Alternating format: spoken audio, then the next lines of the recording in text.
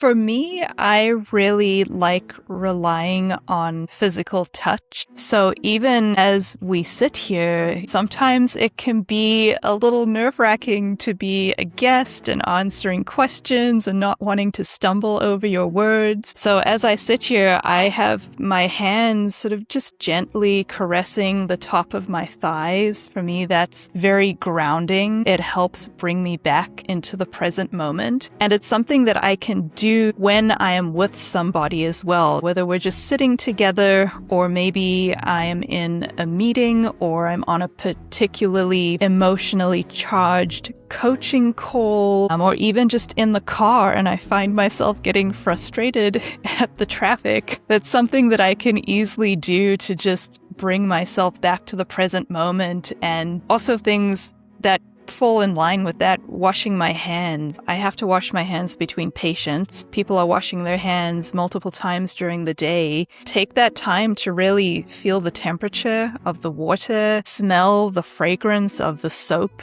that you're using. If you want to make it just a little bit more luxurious and a treat for yourself, pick a moisturizer or something that you can put on afterwards and just take those few additional seconds to really appreciate that in the moment. Like you said earlier with tying a habit to your coffee consumption, if you can just build that into your day, suddenly you're doing much more regulating than you would have thought. And I mean, there's 101 different things that you can do, but for me, really, that soothing, even just touching my arms or my wrist, that helps me come back to the sensation and bring my brain into the present moment, which then reminds me, okay, let me relax, let me sink into this, take a breath, and really just offer myself some support. When I'm listening to you, I'm thinking about the things that I do unconsciously for the same reason, which I have built over time. We're not coming in saying we did this perfectly when we started, that we remembered when we were in a crisis. But the more we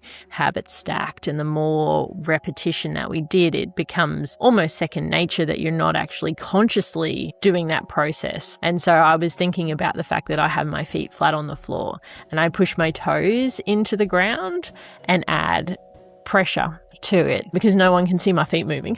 And even in my shoes, if I'm in a medical appointment, because a lot of medical appointments, the doctor gets to sit under a desk, but they see our whole body language in all of those moments. And so I needed things to help me to bring my brain back online when I felt overwhelmed or I was irritated by being dismissed or not being heard about what we were experiencing because they weren't there to experience it. And so when you were talking, I was like, actually, I'm moving my toes up and down. I'm pushing them into the ground. And that was something that just brought my attention back to it when you were talking about putting your hands on your legs. I also press my hands together in different ways underneath the desk or when I'm talking because nobody knows. No one's thinking she's doing compression, she's helping her nervous system. It's not something that anybody is drawing attention to.